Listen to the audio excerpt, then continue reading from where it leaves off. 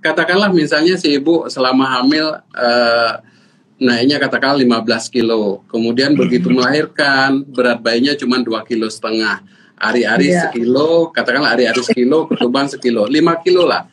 Nah 10 kilo lagi kemana?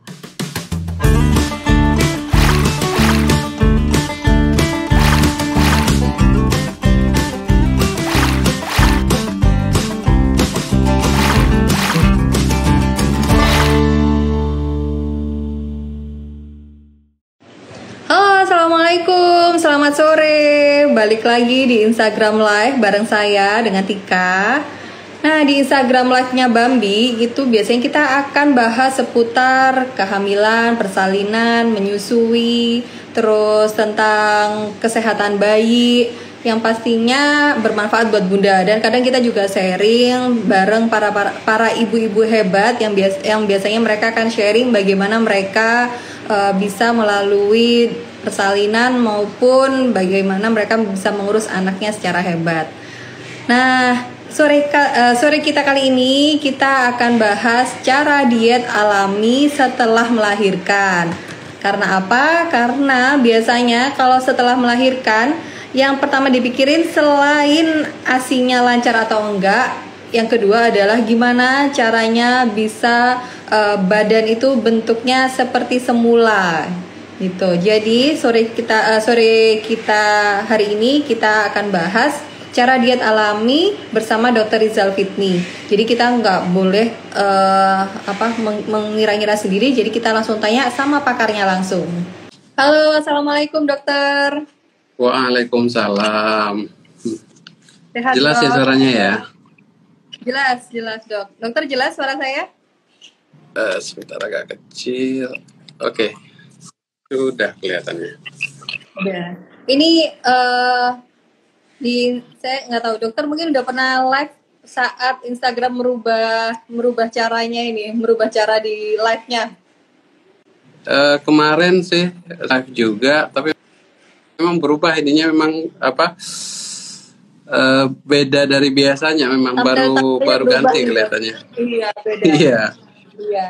Saya minggu kemarin juga live belum seperti ini sih. Ini baru-baru aja. Ya, dokter. Sore ini kita akan bahas, ini topiknya belum pernah kita bahas.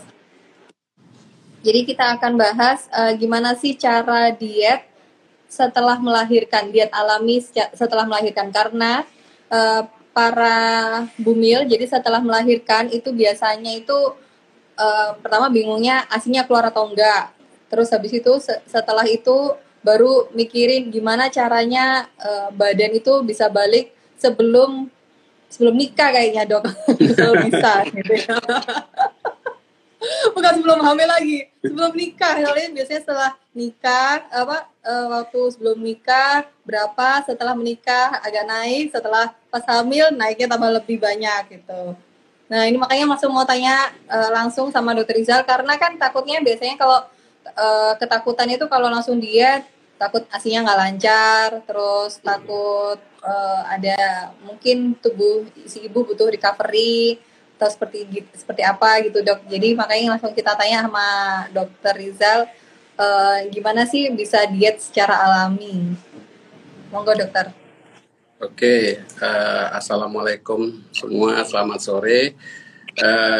Jadi untuk hari ini kita sebenarnya bahasanya agak ringan ya, bagaimana cara menurunkan berat badan. Jadi tema kita santai kali ini, tapi ini agak ringan tapi banyak gitu loh dok. Iya. Agak ringan tapi pada excited soalnya. Iya, pada masyarakat para ibu. Jadi soalnya banyak ibu-ibu tuh insecure dengan berat badan setelah lahiran gitu ya. Jadi sebelum saya masuk ke cara menurunkan berat badan, mungkin sedikit saya singgung kenapa sih berat badan bisa meningkat pada ibu hamil, normalnya seperti apa. Jadi sebelum kita masuk cara nurunin, kita jelaskan dulu kenapa bisa naik pada saat ibu hamil. Jadi mungkin kita dulu juga pernah menyinggung bahwa kehamilan itu kan kita bagi menjadi 3 fase ya, trimester pertama, trimester kedua, trimester ketiga. Nah, fisiologisnya pada ibu yang hamil di trimester pertama, ini kan keluhan yang paling sering itu kan mual, muntah, sehingga makannya sulit. Sehingga kebanyakan kita menemukan bahwa ibu yang hamil trimester pertama berat badannya cenderung menurun. Jadi orang berat badan bukan makin naik, tapi makin turun. Tapi normalnya pada ibu hamil trimester pertama itu turunnya itu 5-10% dari berat badan sebelum hamil. Jadi dan itu wajar. Tapi kalau misalnya penurunannya terlalu berlebihan itu juga tidak normal. Jadi itu butuh intervensi dari dokternya. Kemudian masuk ke trimester kedua. Nah pada trimester kedua ini biasanya keluhan mual muntah tadi mulai menurun. Jadi mual muntahnya udah mulai menurun, si ibu sudah mulai bisa makan, kemudian, nah disinilah peningkatan berat badan yang drastis. Jadi antara trimester kedua rata-rata sampai usia kehamilan 30-32 minggu. Di situ grafiknya naik langsung cepat. Nah mulai 30 minggu ke atas, mulai dia agak stabil lagi, Yang jadi pertanyaan, berapa sih berat badan ideal, penambahan berat badan ideal pada ibu hamil? Kalau dulu sih kita ambil rata-ratanya antara 12 sampai 15 kg. Jadi selama hamil itu dari sebelum hamil sampai melahirkan itu idealnya adalah 12 sampai 16 kg. Tetapi kalau sekarang acuan itu berubah. Jadi untuk peningkatan berat badan itu dilihat dari berat badan ibu sebelum hamil. Jadi status ada istilahnya indeks massa tubuh. Jadi kalau antara ibu yang sebelumnya kurus, ibu yang normal, ibu yang gemuk hamil, itu peningkatan berat badannya beda. Jadi nggak sama. Jadi biasanya kita ukur indeks massa tubuhnya. Kemudian dari indeks massa tubuhnya baru diukur berapa sih normalnya ibu hamil. Jadi kalau indeks massa tubuh itu cara ngitungnya itu berat badan sebelum hamil. Jadi berat badan sebelum hamil dibagi tinggi badan dalam meter kuadrat. Nanti ketemu angkanya. Kalau angkanya kurang dari 18,5 artinya ibu yang kurus.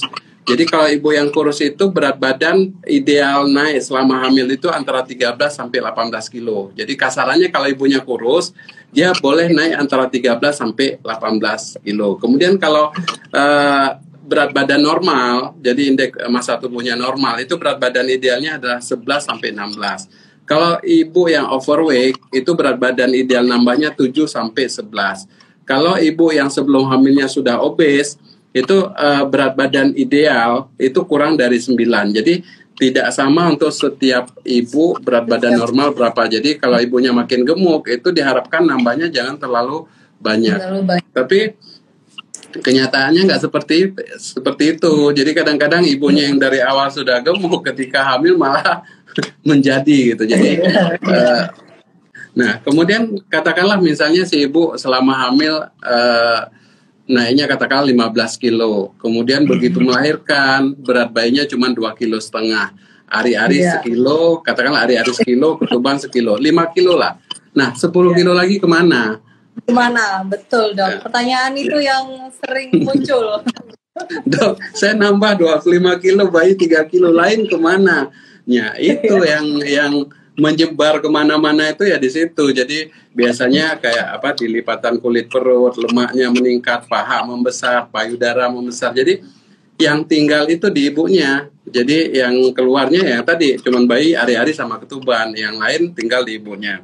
Nah kadang-kadang si ibu yang sebelumnya berat 40-50 begitu habis lahiran jadi 70 kan jadi tidak nyaman, jadi seringnya nggak nyaman. Bisa nggak sih langsung diet, olahraga, nge-gym biar bisa cepet turun.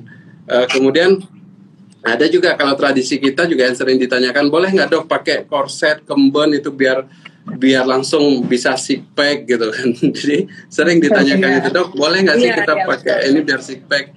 Jadi kalau sebenarnya kalau udah secara medis pemakaian kayak gurita, pakai kemben dan sebagainya, korset ya itu sebenarnya tidak membantu sebenarnya. Dia tidak akan menyebabkan perut langsung menjadi kecil, enggak. Iya. Logikanya kalau misalnya seandainya pakai korset bisa langsung six pack, saya nggak perlu olahraga deh, nggak perlu fitness, pakai korset aja gimnastik nggak akan laku gitu. Jadi itu yang jadi mau dipakai boleh, tapi jangan ketat-ketat banget karena itu juga akan mengganggu peredaran, apalagi untuk pasien SC. Jadi kalau pada pasien sesar itu kan kita butuh nutrisi untuk penyembuhan luka. Ketika dipakai korset yang terlalu berlebihan, malah pembuluh darah ke situ berkurang, penyembuhannya malah jadi terganggu. Jadi kalau pasien saya malah saya larang, biarin aja dulu. Toh kalau kurus sendiri. Nah, bagaimana sih caranya untuk menguruskan berat badan? Sebenarnya kalau saya sendiri pada pasien saya tekankan untuk setelah melahirkan, sesudah nifas, nggak usah mikirkan diet dulu. Jadi nggak usah mikirkan menurunkan berat badan dulu. Ada 3 hal yang paling cepat menurunkan berat badan pada orang melahirkan. Pertama adalah begadang. Otomatis ketika ibu habis melahirkan pasti begadang. Si bayi nggak bisa tidur malam, otomatis kita juga ikut jadi begadang. Yang kedua menyusui. Jadi begadang, menyusui, kemudian itu sih sebenarnya menyusui yang juga ikut berpengaruh pada penurunan berat badan ibu. Jadi biasanya kalau pada habis nifas itu bisa turun 5-10 kilo.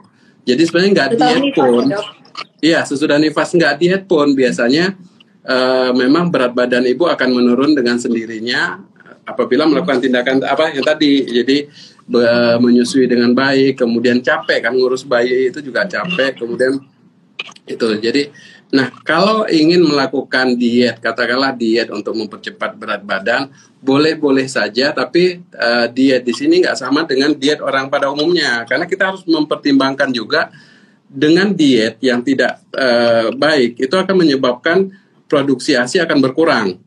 Efeknya apa? Nutrisi ke bayinya juga jadi berkurang. Ibunya kurus, bayinya juga ikut kurus. Kasihan. Jadi makanya pada awal-awal melahirkan, kalau saya tetap tidak menganjurkan untuk diet ketat, tapi atur kondisi makanannya yang sesuai sehingga ASI-nya enggak terbengkalai, nutrisinya cukup, dan ibunya nggak makin gemuk. Jadi saya merangkumkan ada beberapa hal yang bisa kita lakukan untuk menurunkan berat badan. Seperti yang saya sebut, yang pertama tadi adalah menyusui. Jadi ASI eksklusif pada ibu-ibu setelah melahirkan itu sebenarnya cara yang paling mudah untuk menurunkan berat badan. Karena secara penelitian, ibu yang menyusui ASI eksklusif itu akan mengikis tumpukan lemak pada si ibu sedikit demi sedikit. Ada pernah penelitian itu, ibu yang menyusui ASI eksklusif itu akan mengeluarkan kalori hampir 6.000. Jadi lumayan besar. Jadi 6.000 itu kalau ya, jadi menyusui ASI eksklusif itu bisa mengeluarkan energi atau kalori sesuai dengan 6.000. Jadi kalau kita olahraga itu sama dengan lari 2 jam itu. 2 jam, iya.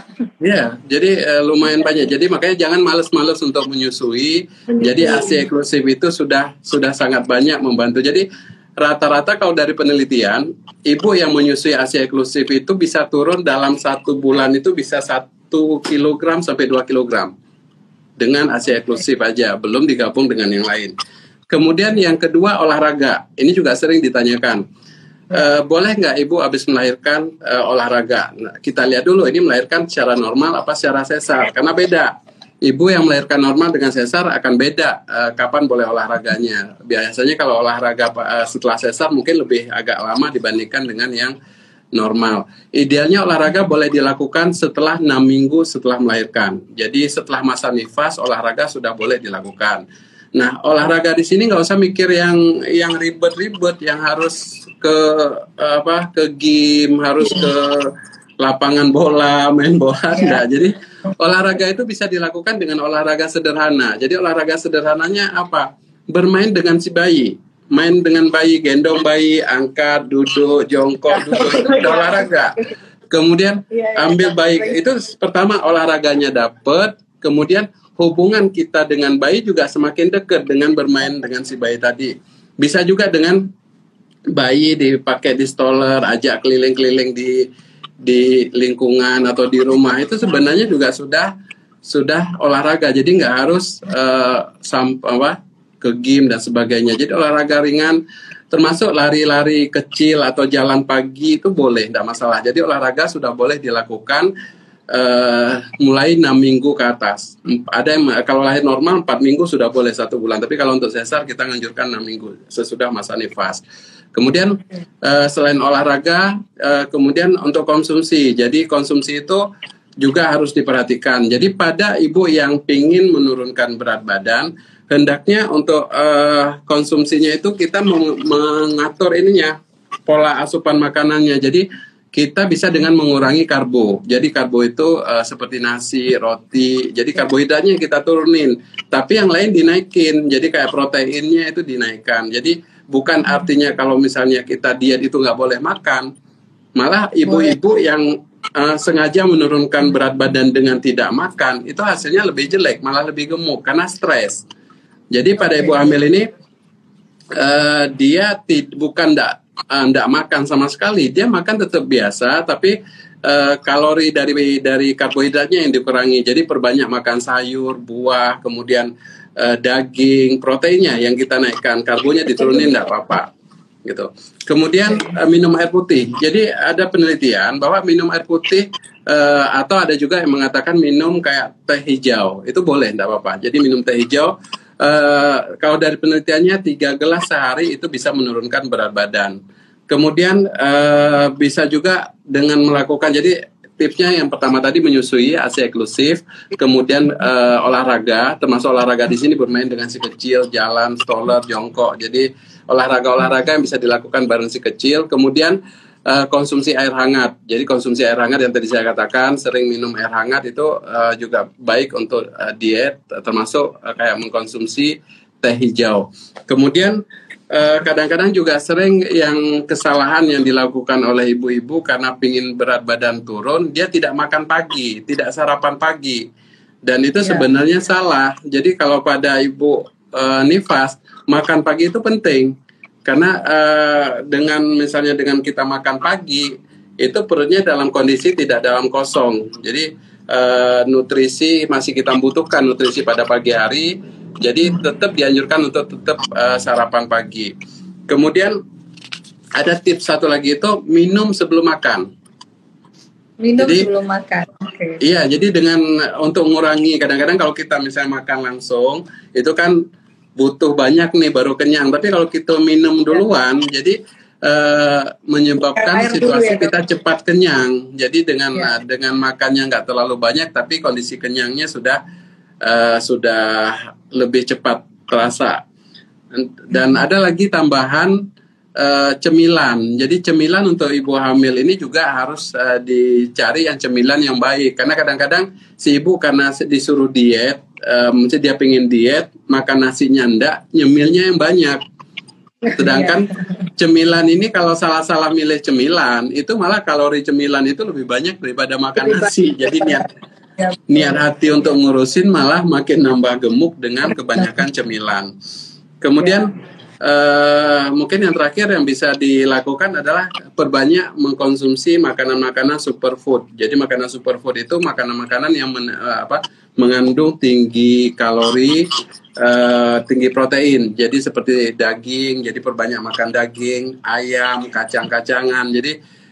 Jadi dia walaupun tidak membutuhkan makanan banyak, tapi energinya juga bagus untuk untuk ASI. Jadi tetap untuk ASI-nya bisa terpenuhi.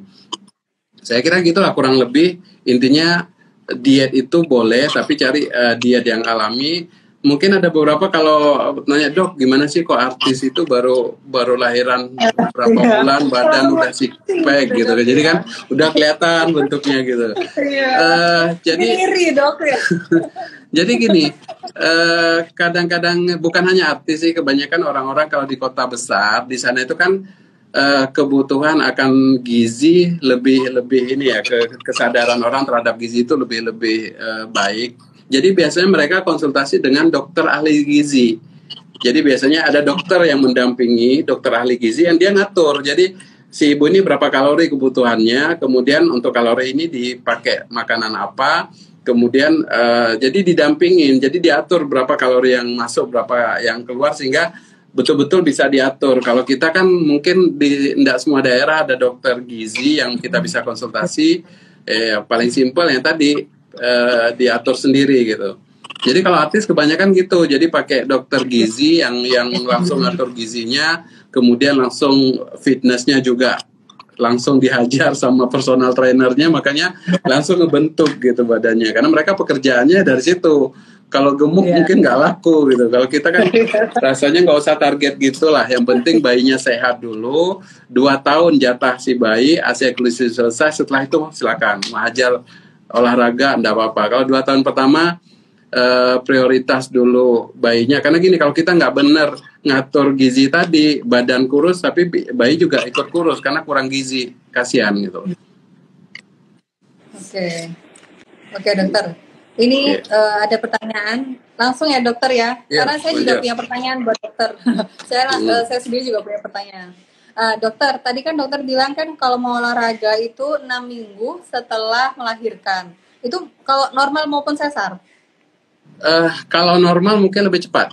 Jadi kalau normal 4 minggu sudah boleh, 1 bulan sudah boleh olahraga. Kalau untuk sesar, karena sesar itu kan luka sesar itu sembuh 7-14 hari dia sudah sembuh. Tapi kekuatan rahim, kekuatan jaringan yang kemarin dibuka sama dokternya itu baru kekuatan sempurnanya 6 minggu.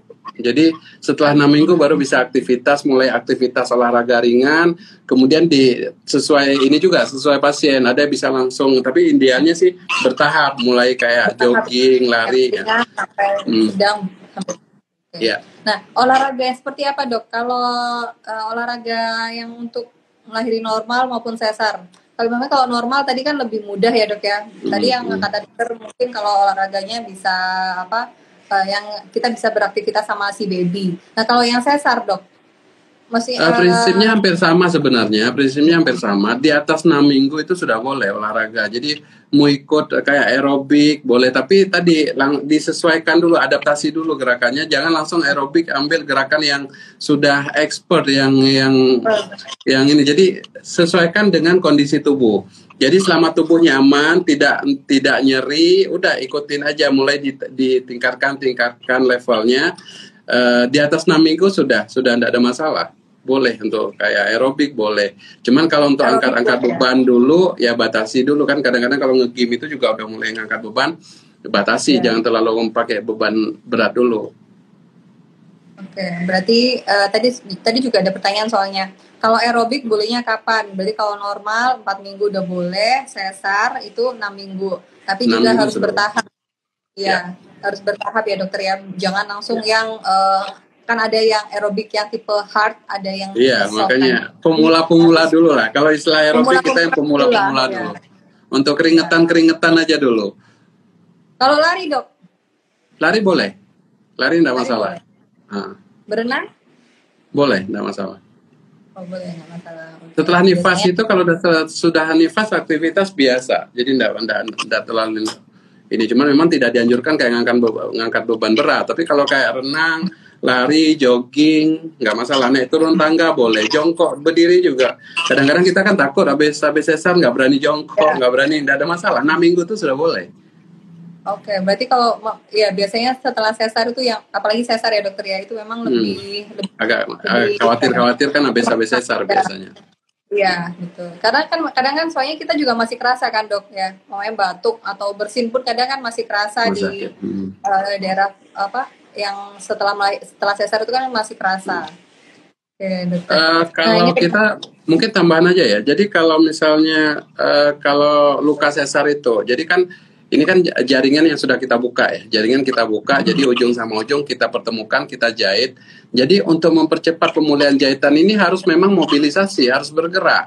Jadi kalau misalnya pasien saya biasa hari pertama, besok sudah mulai suruh latih miring kiri, miring kanan, kemudian 24 jam coba latihan duduk, kemudian pelan-pelan mulai jalan. Semakin pasien cepat mulai jalan, semakin banyak reaksi pergerakan di tepi luka. Itu akan menyebabkan rangsangan penyembuhan lebih cepat. Dibandingkan kalau ibu nggak mau gerak, tiduran, terus nggak berani, malah kaku, malah susah, mau ketika jalan susah.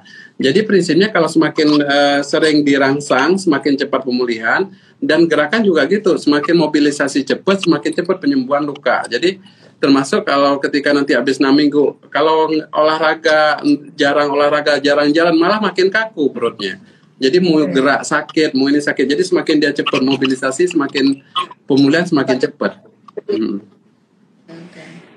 Oke, dokter. Ini pertanyaannya langsung banyak dokter. Saya bacakan satu-satu. Ini ada pertanyaan dari Bunda Serawit. Dok, mau tanya, perut saya terasa makin membesar alias buncit. Padahal makan nggak gimana-gimana. Padahal waktu 7 bulan pasca melahirkan nggak sebuncit ini. Jangan 9 bulan perut super buncit. Ya kalau 9 bulan hamil jelas buncit ya dokter ya. Ya. Ini, 7, sorry. Saya salah dokter. Padahal 7 bulan pasca melahirkan nggak sebuncit ini. Jelang 9 bulan perut super buncit. Jadi gini, kalau kadang-kadang kan ini sih, kalau orang habis melahirkan, itu kan biasanya harusnya normalnya kan turun berat badannya. Tapi ada beberapa yang ibu ketika habis melahirkan makin nambah berat badannya. Jadi nambahnya tadi perut buncit itu kan bukan, biasanya gini, ketika ketika hamil, itu perut membesar, itu karena rahimnya di situ, karena bayi di situ.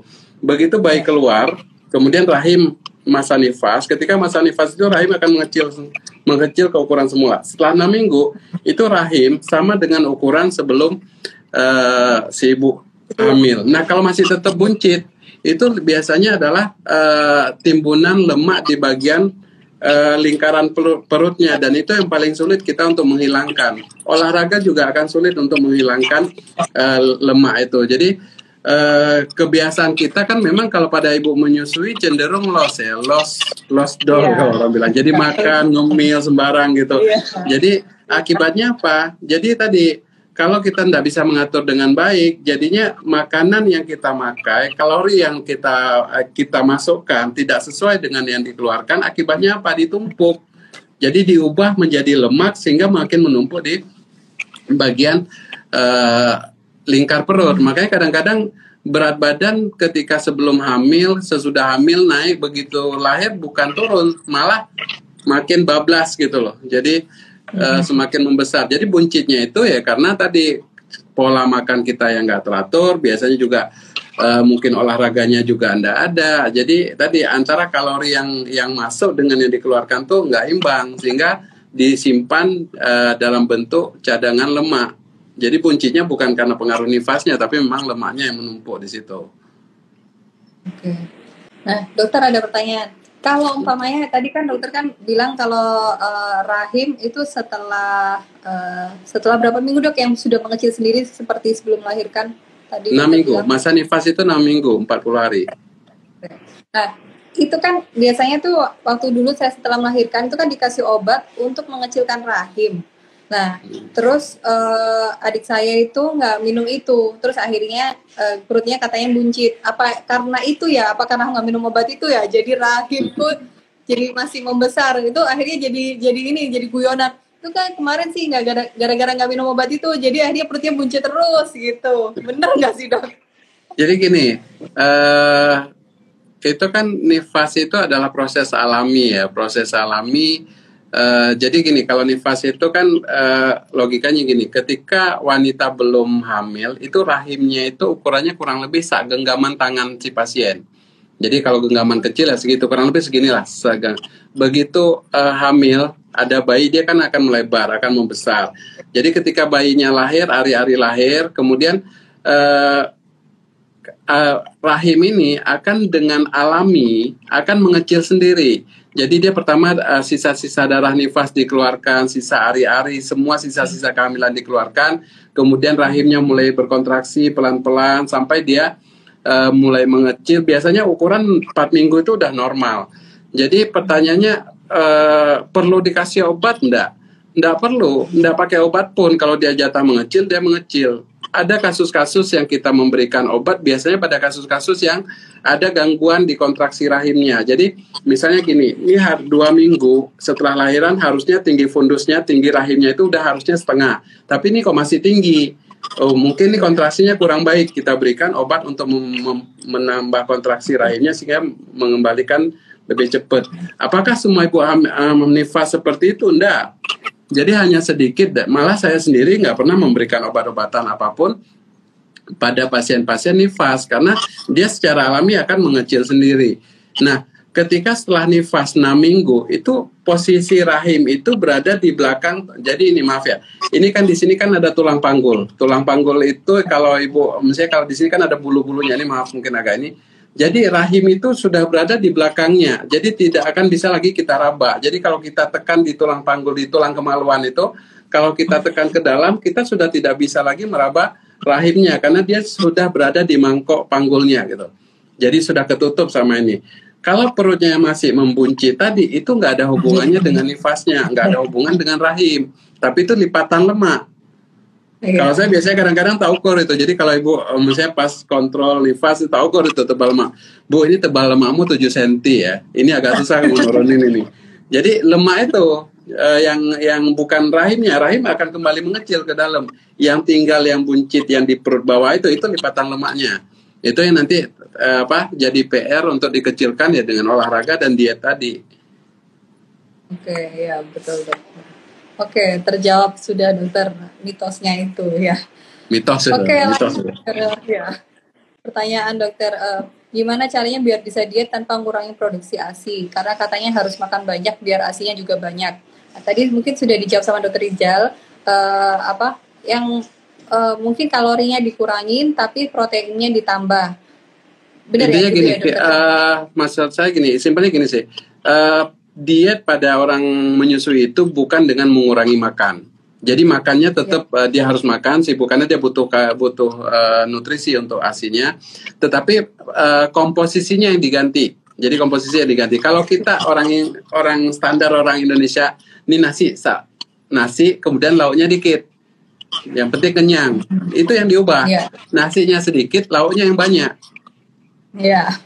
Itu prinsipnya gitu. Jadi kita tetap kenyang, kemudian proteinnya tetap tercukupi, tetapi kalori dari karbohidratnya yang kita kurangi. Jadi nggak ada yang kita tumpuk menjadi lemak nanti. Jadi ASI tetap terpelihara, tapi berat badan bisa kita turunin. Jadi bukan nggak boleh makan, hanya komposisi makanannya aja yang harus disesuaikan untuk kebutuhan menyusui. Kalau misalnya di daerah ibu ada dokter ahli gizi, itu lebih mudah. Jadi kalau ada dokter ahli gizi, konsultasi sama dokter ahli gizi, nanti dibuatkan menunya, pola menunya apa yang bisa diikutin, dan itu lebih cepat hasilnya, dan selain cepat juga tidak mengganggu ASI, karena kalau dokter ahli gizi itu udah pinter ngitung-hitungannya gimana untuk bisa menurunkan berat badan tanpa mengorbankan ASI. Kalau enggak ya tadi pinter-pinter aja browsing boleh gimana cara ngaturnya. Nah dokter, biasanya kan kalau pada umumnya itu kita melakukan diet itu dengan tidak makan malam. Nah kalau kita bisa melahirkan terus masih menyusui, pengaruh nggak sih makan malam itu untuk ASI-nya lancar, tapi juga pengaruh nggak jadi tambah gendut gitu dok? Sebenarnya bukan hanya ibu menyusui sih, kalau nggak menyusui juga kalau kita nggak pingin gemuk ya jangan makan malam. Jadi intinya gini sih, jangan masuk karbohidrat di atas jam 6 sore. Jadi maksimal kita makan karbo itu jam 6 sore. Jadi karbo itu di mana ya? Jadi kayak di nasi, kemudian di roti, Indomie, jadi nyebut merek ya, mie instan. Jadi jangan makan-makan yang seperti itu di atas jam 6 sore. Tetapi makan yang non-karbo. Non-karbo itu ya bisa dengan konsumsi buah, kemudian bisa dengan jus, gula juga kalau bisa hindari. Jadi gula sederhana itu kalorinya tinggi banget, kemudian karbohidrat. Nah, kalau ibu menyusui kan lapar itu kalau malam, kita konsumsi selain nasi tadi. Jadi cari panganan-panganan yang istilahnya kayak superfood tadi. Jadi makanan yang tinggi proteinnya, tetapi kalori dari karbonya yang kurang gitu. Oke, berarti kan kalau benar memang kalau ibu menyusui memang pasti lebih mudah lapar dok ya. Yeah, nah berarti kalau pas lagi lapar itu yang dikonsumsi itu yang harus dicek, betul ya dok ya. Jadi nggak sembarang masuk gitu loh. Nggak sembarang masuk. Jadi apa sih yang dibutuhkan untuk ASI-nya gitu. Oke, karbonya dikurangin tapi proteinnya mungkin yang ditambah. Jadi waktu ngemil, waktu lapar lagi yang ditambah itu adalah mungkin proteinnya gitu ya dok ya. Iya. Ya oke. Bener nggak dok? Kalau dengan mamanya kita lapar nih saat menyusuin. Nah kita kan makannya jadi jadi kayak ini kan rasanya lagi nyusuin, makan terus gitu kan. Bener nggak dengan kita nambah makan banyak itu ASI-nya itu otomatis deres gitu dok? Jadi Jadi gini sih, kalau untuk ASI deres atau tidak itu sebenarnya ada beberapa faktor ya. Jadi makanan kita itu bukan untuk menderaskan ASI, tapi makanan kita itu lebih ke kualitas ASI, isi dari ASInya itu. Jadi kalau misalnya kita konsumsi makanan yang gizinya bagus, proteinnya bagus, itu kualitas dari ASI itu yang kita perbaiki. Nah, kalau untuk menambah, misalnya kalau kita makan banyak nanti ASI banyak, ya enggak gitu juga. Jadi makan banyak itu, jadi ASI itu prinsip produksi ASI itu gini. Jadi ketika bayi mengisap puting si ibu, jadi ketika bayi mengisap puting si ibu, itu puting itu akan bereaksi, akan menghasilkan hormon oksitosin, kemudian hormon itu akan diperintahkan ke otak. Jadi semakin sering bayi mengisap, maka tubuh memerintahkan produksinya ditambah. Makanya kadang-kadang kalau ibu yang sering memberikan formula ke anaknya, sehingga puting tidak diisap, otak akan mendeteksi, oh ini kebutuhannya tidak terlalu banyak, jadi diproduksinya juga sesuai dengan isapan bayi tadi, padahal si bayi dapat susu formula. Makanya kalau yang ibu-ibu tidak ASI eksklusif, itu produksi ASInya akan secara bertahap akan berkurang, karena otak akan menganggap ini produksinya kebutuhannya nggak terlalu banyak. Tapi kalau bayi rutin 2 jam sekali, otak akan memerintahkan produksi ASInya akan meningkat. Nah, kemudian apakah makan banyak akan menambah ASI? Sebenarnya enggak juga. Cuman kalau bukan makan banyaknya sih sebenarnya, tapi isi dari makanan kita. Jadi kalau makanan kita bisa proteinnya bagus, kemudian DHA-nya ada. Jadi kalau DHA itu misalnya kan seperti pada susu, salmon, pokoknya protein-protein itu lebih ini. Tapi kalau kita makan banyak nasi tok yang dimakan misalnya. Jadi kita makan nasi bisa sampai 5-10 kali sehari, tapi nggak ada isi lain. Ya udah karbohidrat toh. Apakah akan memproduksi lebih banyak? Nggak juga. Yang ada gemuk. Iya. Yang ada numpuk lemak di perut. Di lemak gitu. Jadi tadi itu biasanya kalau ibu hamil pasti ada deh. Kalau di puskesmas itu kan biasanya ada bimbingan laktasi, makanan apa aja Bu. Ini makanan yang dulu waktu saya di puskesmas ada sih gitu. Jadi di puskesmas saya dulu tuh kan ketika ibu hamil ada ke Polikaya. Di Polikaya itu nanti ada satu meja khusus untuk diskusi kayak pemahaman tentang laktasi, makanan apa yang harus dimakan. Jadi ada setiap puskesmas rasanya ada itu. Oke, jelas dokter. Berarti memang kalau saat setelah melahirkan boleh diet, itu dietnya adalah dengan merubah pola makan ya dok ya, bukan dengan tidak makan. Bukan dengan tidak makan, hanya dengan merubah, switch aja. Biasanya nasi kita nasi banyak, lauk banyak. Sekarang nasi sedikit, lauk tambah banyak, gitu ya dok ya. Iya. Oke. Nah ini ada pertanyaan dok dari Nura Cumaya. Saya habis lahiran 2 bulan lalu, biar cepet langsing gimana dok? Tadi mungkin udah dijelasin. Nah kalau yoga itu nambah ini enggak, sama aja mungkin dengan olahraga yang lain. Yang paling ini sih dok, yang paling mungkin pertanyaannya apa sih olahraga yang paling pengaruh untuk mempercepat saat sudah melahirkan dok? Sebenarnya semua olahraga fungsinya sama. Jadi kita membakar kalori yang ada. Membakar kalori yang ada nggak usah ribet-ribet yoga dan sebagainya. Aktivitas rumah tangga aja itu udah olahraga. Jadi ngepel rumah aja itu udah olahraga gitu. Jadi ndak mesti yang harus kayak yoga, nggak harus yang ke nge-gym. Tapi kalau cuman kelebihannya kalau kayak yoga, gym ke gym dan sebagainya kayak fitness itu memang lebih spesifik. Jadi ngebakarnya lebih spesifik. Ini ngebakar lemak tubuh, membentuk ini lebih ini boleh, tidak apa-apa. Tapi kalaupun nggak sampai segitunya, ya olahraga biasa boleh, lari, jogging, kemudian berenang, semua olahraga boleh. Karena prinsip semua olahraga itu kan kita membakar kalori. Jadi kalori berlebih itu kita bakar. Jadi metodenya macam-macam. Yang paling simpel lari boleh, yang nggak perlu mewah-mewah. Yoga boleh. Cuman yoga ini kadang-kadang kalau baru-baru habis lahiran sesar agak berat. Karena yoga ini berat. Yoga itu olahraga berat, walaupun nggak pakai alat tapi berat itu ininya. Kalaupun ikut yoga, usahakan bertahap, jangan langsung melakukan gerakan-gerakan yang berat dulu. Mulai dari yoga ringan aja dulu. Yang penting keringat itu aja sih sebenarnya. Keringat, iya betul. Oke. Dok, ini tadi dokter kan ada tadi ngomong kan biasanya setelah nifas itu turun 5 kilo. Ini ada yang komplain, dok saya kok nggak turun. Tanggung jawab dok gitu. Dok. jadi kayak ini rata-rata inilah pasien saya aja kan biasanya kan itu ada kontrol tuh. Itu kan kalau waktu kontrol itu kan tak lihat berat badannya turun atau enggak. Memang rata-rata pasien itu ketika misalnya kontrol pertama sebelum lahiran berapa, sesudah lahiran berapa, kemudian begitu kontrol itu kan kelihatan grafik penurunan berat badan. Kalau memang berat badan tidak turun atau malah naik, pasti ada yang salah. Jadi pasti ada yang salah. Kalau berat badan berlebih, cuma satu kemungkinannya. Input dengan outputnya lebih banyak input, itu yang jelas. Jadi makan dengan kalori yang didapat dari makanan dengan yang dikeluarkan untuk aktivitasnya itu lebih banyak yang masuk. Sehingga ketika masuknya banyak, yang dikeluarkan sedikit, sisanya ini kemana? Ya disimpan, ditabung dalam bentuk lipatan lemak. Lemak-lemak itu ditambah sama. Jadi berat badan makin loss, naik gitu.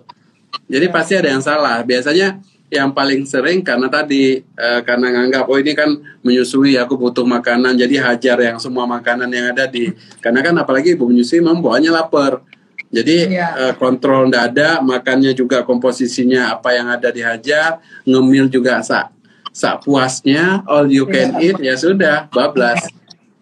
Iya, oke, ya benar dokter.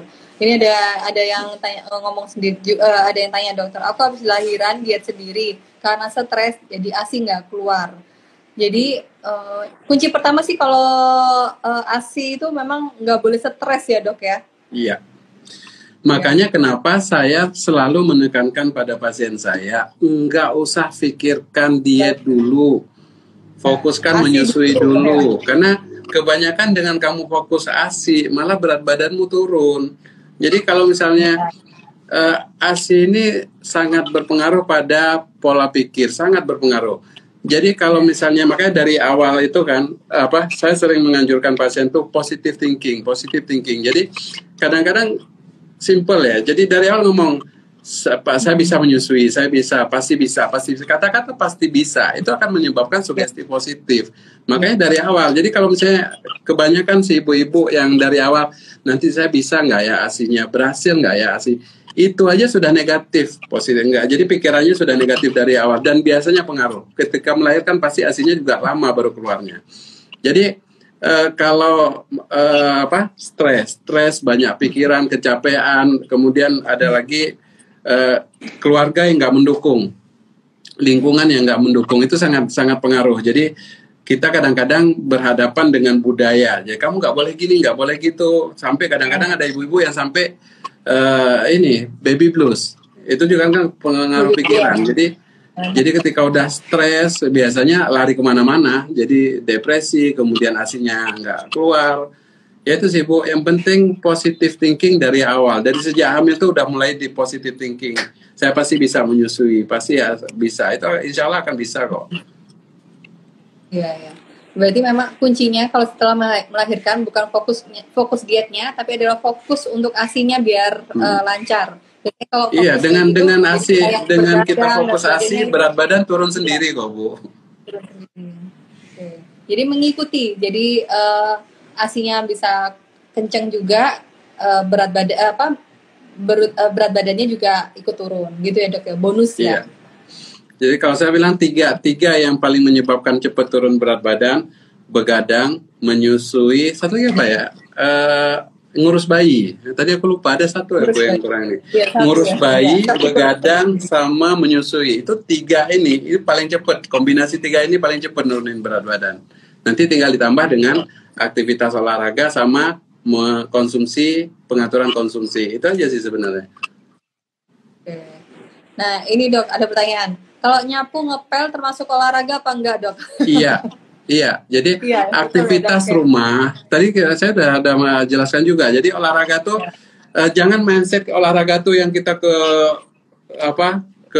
gimnasium, kemudian ke olahraga tadi ya paling simpel ngurus bayi loh udah olahraga itu. Jongkok berdiri main sama bayi, ngajak bayinya jalan-jalan. nanti kalau udah tidur ngepel rumah, masak dan aktivitas rumah itu olahraga, dan itu lebih capek loh. Ngurus rumah itu lebih capek daripada olahraga. Iya betul dokter. Oke, dokter ini ada pertanyaan dari Bunda Nana. Dokter, kalau sesar karena kena preeklamsia, bolehkah olahraga dan diet? Jadi preeklamsi itu gini. Jadi preeklamsi itu kan suatu keadaan hipertensi pada kehamilan yang terjadi karena hamilnya. Jadi kayak kalau bahasa awamnya kayak keracunan kehamilan. Preeklamsi ini kalau misalnya si ibu nggak ada hipertensi, biasanya setelah nifas dia akan normal kembali. Jadi orang yang sesar karena preeklamsi dengan sesar yang lain sebenarnya sama aja, tidak ada masalah, tidak ada bedanya. Jadi tetap bisa olahraga seperti biasa, karena biasanya preeklamsi itu cuma selama hamil. Begitu dia nifas selesai, preeklamsinya hilang, pengaruh kehamilannya hilang, dia akan normal seperti biasa. Jadi aktivitas ya sama kayak sesar biasa. Oke. Dokter tadi kan bilang bisa minum air putih atau teh hijau. Nah, kalau teh hijau itu boleh nggak diminum saat ibu menyusui? Nggak masalah, boleh. Teh nggak masalah kok. Dokter, ini ada pertanyaan dari Bunda Febrianti. Setelah lahiran sesar, masih ada kadang-kadang nyeri, walaupun nggak sering, nyeri di perutnya itu dokter. Sudah boleh berolahraga, bersepeda dan menyetir dalam waktu lama? Semua itu tergantung pada masing-masing orang, karena beda-beda. Ada yang 1 minggu sesudah lahiran sudah nggak ada keluhan sama sekali, udah santai kayak aktivitas biasa. Ada sampai 1 tahun 2 tahun masih mengeluh nyeri, karena ambang rangsang nyeri orang berbeda. Kemudian kesiapan orang terhadap sesar juga jadi beda-beda, nggak sama. Jadi prinsipnya itu semua dicoba. Jadi aktivitas mulai ringan, sedang, berat, selama dia nggak ada keluhan, nggak ada masalah. Tapi tetap akan ada. Jadi orang yang sesar dengan normal tetap akan ada bedanya. Jadi nggak akan bisa luka yang sudah dijahit tadi akan seperti normal, itu nggak. Pasti ada saat-saat ketika dia kayak terasa kayak kaku, kadang-kadang pada stres, capek dan sebagainya, jadi kayak mulai nyeri-nyeri lagi. Tetap ada keluhan-keluhan, itu tetap ada, tapi itu beda orang beda. Yang jelas kalau untuk aktivitas biasa aja, tidak ada masalah, sesuaikan dengan kondisi tubuhnya. Berarti kalau mamanya masih nyeri-nyeri di perut, itu sebenarnya sudah nggak apa-apa ya dok ya? Itu cuma karena kita terima aja. Makanya beda-beda tadi, sesuaikan dengan kondisi ini. Jadi coba aja olahraga, kalau memang nyeri banget ya hentikan gitu. Jadi tapi biasanya kalau udah di atas 6 bulan itu rasanya enggak masalah sih. Olahraga fitness biasanya udah boleh, ngangkat beban udah boleh di atas 6 bulan. Kalau sebelum 6 bulan ya olahraga ringan dulu yang tanpa ngangkat-ngangkat beban berat. Dokter, tadi kan kita dokter sempat bahas kita bisa naiknya itu bisa 15-20 kilo. Mungkin ada yang 20 kilo naiknya selama hamil. Nah, ternyata bayinya itu 3 kilo. Terus ari-ari 1 kilo, ketuban 1 kilo. Nah, sorry dokter ya, payudara itu kan juga ikut membesar, apalagi kalau kita menyusui. Itu kehitung 1 kilo nggak? Gitu. Terus habis itu, itu susahnya. Itu susah Mbak jawabnya. Ukuran payudara itu beda-beda. Jadi kap A sama kap D itu beda loh. Iya betul. Nggak bisa tuh. Jadi ada yang ibu hamil yang payudaranya tetap kecil. Ada ibu hamil yang payudaranya tetap kecil, nggak kelihatan. Cuman putingnya aja sedikit ya, maaf ya. Jadi cuma kelihatan agak sedikit puting aja. Ada yang ibu ketika hamil, kalau istilah kita ada istilah hamil susu, entah yang payudaranya betul-betul besar, yang itulah pokoknya. Tapi yang jelas nggak sama, beda orang beda, bentuk tubuh beda, bentuk payudara beda. Jadi ada yang nambah cuma setengah kilo, ada yang nambah sampai 10 kilo, tergantung besarnya. Nah, berarti dokter kalau mamanya bisa dibilang gitu, mamanya kita berat badan tuh mungkin bisa nambah sampai 15 kilo. Dan ternyata bayi cuma 3 kilo, terus air ketuban 1 kilo, terus hari-hari 1 kilo. Berarti kan sisanya 10 kilo nih dok.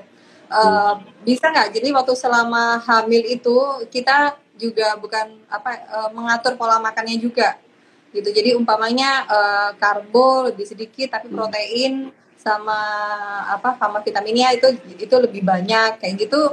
Jadi kita mengontrolnya dari saat hamil itu bisa nggak? Jadi gini, yang paling penting sebenarnya itu kita mengetahui perkembangan besar janin. Jadi contohnya gini, saya pernah punya pasien selama hamil dia naik 30 kilo. Selama hamil dia 30 kilo, begitu bayi lahir 1 kilo 9 on. Jadi nambahnya murni di ibunya. Ada pasien yang lain selama hamil dia cuma nambah 6 kilo, tapi bayinya lahir 3 kilo setengah. Ya. Jadi murni di bayinya. Jadi peningkatan berat badan itu sangat bervariasi pada setiap wanita. Ada yang bakatnya memang nggak bisa gemuk. Jadi walaupun hamil bolak-balik badannya tetap aja kecil gitu. Ada yang bakatnya gemuk, hamil sekali aja itu udah kayak orang hamil berkali-kali gitu loh. Jadi makanya perlu untuk kontrol rutin untuk mengetahui besar janinnya. Jadi biasanya kalau saya pribadi, kalau misalnya bayinya masih ukurannya normal sesuai dengan besar usia kehamilannya, enggak masalah, nggak perlu diet, tetap biasa. Tapi kalau bayinya kecil tidak sesuai dengan ukuran bayinya, kita malah nganjurkan Bu ditingkatkan nutrisinya. Kebalikannya ketika kita ukur, oh ini Ibu ini udah 32 minggu, berat bayimu 2,5 kilo, harusnya 2 kilo, kelebihan 5 on. Ibu harus batasi nih kalorinya, jangan terlalu ini, nanti takutnya bayi terlalu besar. Kurangi diet, cuman diet di ibu hamil itu nggak sama kayak diet biasa, tetap dietnya itu harus terukur. Jadi ya tadi hampir sama dengan nifas tadi. Jadi dia karbohidratnya dihilangkan atau dikurangi, manisnya dihilangkan, diperbanyak sayur sama buah. Jadi tetap makannya dia untuk biar nggak lapar, tapi jangan banyak nasinya. Kasarannya sih seperti itu. Agar nanti bayinya juga nggak terlalu membesarnya terlalu berlebih gitu, terlalu over. Oh ya ini kalau pakai KB dokter itu KB yang IUD dan KB yang suntik itu pengaruh nggak sama bisa nambah berat badan nggak gitu? Ya. Kan ada loh, ada mitos ya. Jadi kalau KB suntik itu bisa cepet bisa gampang gemuk gitu. Entar sekali-kali kita coba bahas deh ini KB yang paling bagus tuh yang mana sih? Jadi pertanyaan banget nih KB, dan KB itu sering jadi kambing hitam. Jadi kalau dia gemuk ini gara-gara KB, kalau dia badannya melar gara-gara KB. Padahal jadi misalnya gini, ini pil KB segini. Gara-gara dia minum pil KB setiap hari badan gemuk. Sedangkan makannya yang segini nggak kelihatan gitu. Jadi ada semut di pelupuk mata tuh kelihatan, nasi yang banyak di depan itu dicuekin gitu. Jadi enggak ada. Jadi apakah KB bisa menyebabkan gemuk? Enggak. Tidak. Jadi baik itu pil, baik suntik enggak ada. Tapi ada beberapa pasien yang ketika dia misalnya kayak suntik itu ternyata ikatan cairan di tubuhnya itu meningkat. Jadi dengan makan yang porsi sama, dia lebih mudah untuk gemuk dibandingkan ketika dia nggak KB. Tapi bukan karena KB-nya dia menjadi gemuk. Logikanya dia nggak kasih makan 1 minggu disuntik KB aja bisa gemuk nggak? Ya nggak bisa kan? Tetap dari makanannya. Jadi itu sih. Jadi ntar kapan-kapan deh kalau memang ibu-ibunya banyak nanya KB, kita khusus membahas KB. Jadi semua KB itu, KB alami, KB yang dari pil, dari IUD, hormon semua. Jadi karena banyak di ini sendiri sering di IG dok, KB yang paling baik apa sih? Bingung kan? Yang paling baik apa kalau kita ini panjang kalau ngejelasinnya. Tapi kalau pertanyaannya apakah KB menyebabkan kegemukan? Tidak. Cuman kalau misalnya bedanya kalau KB suntik itu ada hormon, kalau yang IUD tidak ada hormon, bedanya itu aja sih. Nah ini ada pertanyaan dok dari Bunda Skelaurita. Dok, kalau habis lahiran sesar apa boleh perutnya dikasih bengkung atau centing? Tadi mungkin sudah ya dibahas ya. Oke, jadi kita udah jelaskan tadi kebudayaan membengkung ini cuma di kita Bu. Kalau di luar negeri nggak ada, mungkin di Amerika orang sesar nggak ada yang pakai korset, pakai bengkung kayak gitu. Tapi badannya kalau jatah bagus ya bagus juga, jadi dari olahraga. Kalau pasien saya nggak pernah izinkan untuk pakai, apalagi yang kalau orang dulu yang diikat dipakai apa istilahnya, bukan korset, apa ya, yang tali, pokoknya yang diikat muter, yang sampai dia, yang sesek gitu loh, sampai perutnya kecil, tapi kecilnya itu bukan karena memang lemaknya hilang, tapi karena kejepit. Jadi kalau untuk sesar sebaiknya jangan, karena tadi, jadi saya ulang lagi. Jadi kalau ini misalnya ujung luka ya, ujung luka, untuk penyembuhan luka ini membutuhkan nutrisi. Nutrisi yang ngantar nutrisi ke situ adalah pembuluh darah. Pembuluh darah itu yang ngasih protein ke situ, ngasih makanan ke situ sehingga lukanya menjadi sembuh. Nah, kalau pembuluh darah itu kan kayak selang seperti ini. Dia keluar darah di sini. Ketika diikat, dibengkong, itu selangnya itu kayak selang dijepit. Jadi yang bulat harusnya gini, karena diikat dengan ketat jadi dijepit gini. Akibatnya apa? Isi dari selang itu jadi berkurang. Darah yang tadi harusnya cukup untuk mensuplai makanan ke luka tadi jadi berkurang. Akibatnya apa?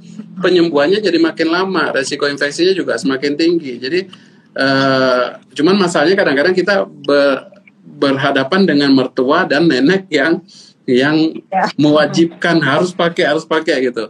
Jadi minimal 2 minggu selama penyembuhan luka jangan pakai apa-apa dulu. Setelah itu monggo kalau mau pakai silakan, walaupun secara medis tidak ada manfaat, tapi jangan terlalu ketat. Jangan sampai yang betul-betul ketat banget sehingga tadi nanti malah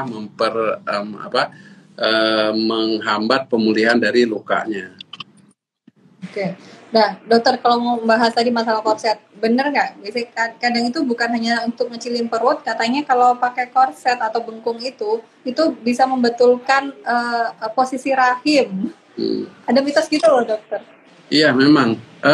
Logikanya gini, ini panggul, kemudian rahimnya di dalam. Ya. Rahim itu kan di dalam. Kalau misalnya diikat di ini, apakah rahim berpengaruh enggak? Nggak akan ngefek. Jadi nggak ada hubungannya antara dibengkung dipakai gurita dengan untuk mengembalikan posisi rahim. Nggak ada hubungan. Rahim itu akan kembali ke ukuran semula tanpa dibengkung, ya akan kembali ke ukuran semula. Jadi nggak ada pengaruhnya.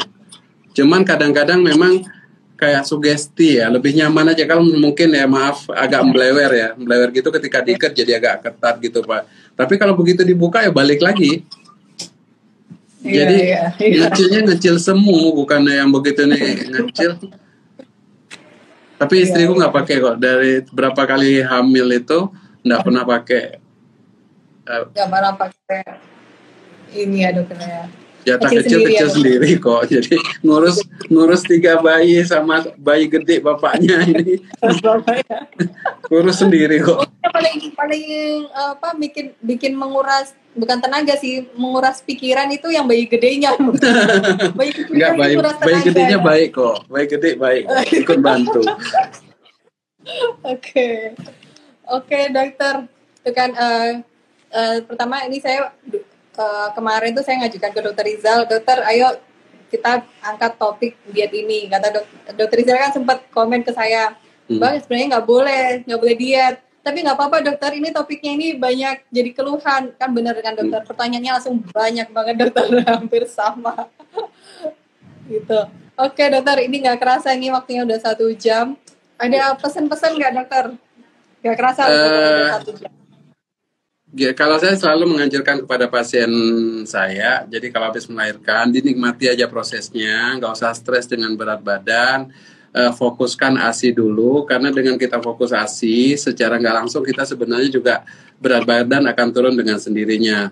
Nah, sisa-sisa yang belum kembali ke normal, itu nanti kita ajar sesudah selesai menyusui. Jadi kalau dari awal misalnya kita udah stres dengan untuk diet dulu, malah yang jadi korban nanti adalah ASI, yang jadi korban adalah anaknya si bayi. Jadi nggak usah terlalu fokus ke diet dulu, aktivitas seperti biasa, dibuat nikmat aja dulu menyusui, masa-masa menyusui nggak setiap saat ada. Nanti untuk menurunkan berat badan baru bisa kita push setelah tidak menyusui. Nah, kapan mulai boleh olahraga diet ya tergantung ibu. Kalau ibu mau ASI eksklusif 2 tahun ya setelah 2 tahun baru nanti diajar. Kalau ada yang 6 bulan sudah nggak menyusui, setelah sudah nggak menyusui silakan bebas mau olahraga nggak apa-apa. Tapi selama menyusui fokuskan ke menyusui dulu. Nah, kalaupun harus diet ya seperti kita jelaskan tadi, dietlah yang sehat, yang tidak mengorbankan diri sendiri dan mengorbankan si bayinya. Saya kira gitu sih. Oke, terima kasih banyak Dokter Rizal atas waktunya sore-sore ini. Ini ilmunya sangat bermanfaat, itu bermanfaat buat saya juga dan tentunya buat ibu-ibu yang sedang join kita kali ini. Terima kasih banyak dokter, Yuk, sehat sama-sama. terus. Ini sampai berapa bulan dokter? Sekarang 24 minggu. 24 minggu, oke. Tapi berat badan kan nggak pernah dipermasalahkan ya dokter? Nggak pernah tak timbang. Nggak. Jadi kalau saya biar nggak stres. Jadi prinsipnya kalau gini, kalau biar nggak terlalu stres, selama bayinya normal, udah nggak usah lihat berat badan, dijalanin aja, dinikmati aja, nggak usah pokoknya prinsipnya kalau jadi suami yang baik, gimana pun terjadi perubahan istri, dukung aja. Jadi ya nggak usah, kamu gemuk banget gini-gini, nggak usah. Jadi biarkan dinikmati sama-sama aja, nggak usah. Jadi kalau dibilang gemuk-gemuk yang ada stres malah ini, dinikmati aja. Berapa berat badan nggak tahu, nggak tak timbang, biarkan aja dulu. Oke dokter, terima kasih banyak. Salam buat istri ya dokter. Terima kasih, alhamdulillah sangat bermanfaat. Assalamualaikum dokter. Waalaikumsalam. Oke, itu tadi live kita bareng Dokter Rizal Fitni. Gimana? Sangat bermanfaat ya, insya Allah pasti bermanfaat banget. Karena ini jadi pertanyaan buat kita, para bumil yang sudah melahirkan itu biasanya gimana sih caranya kita bisa diet secara alami, itu tadi sudah dijelasin sama Dokter Rizal. Nah untuk kalian yang tadi ketinggalan live kita, mungkin baru join pas pertengahan, jangan khawatir, kita akan simpan live kita kali ini, langsung nanti habis ini langsung saya post di IGTV-nya Bambi, atau kalian juga bisa cek di YouTube-nya Bambi Channel. Itu kita juga setiap live kita juga simpan semua di YouTube-nya Bambi. Jadi kalian bisa langsung lihat random 1, 2, 3 itu kita bahas topiknya macam-macam. Sudah hampir 6 bulan Bambi live setiap seminggu sekali, itu bahas topiknya bermacam-macam juga. Oke, kalau gitu sekian live kita sore ini. Terima kasih banyak. Semoga kalian sehat terus, untuk bumil, untuk busui, pokoknya sehat terus. Yang penting harus tetap positive thinking. Oke, kalau gitu terima kasih. Assalamualaikum, selamat sore.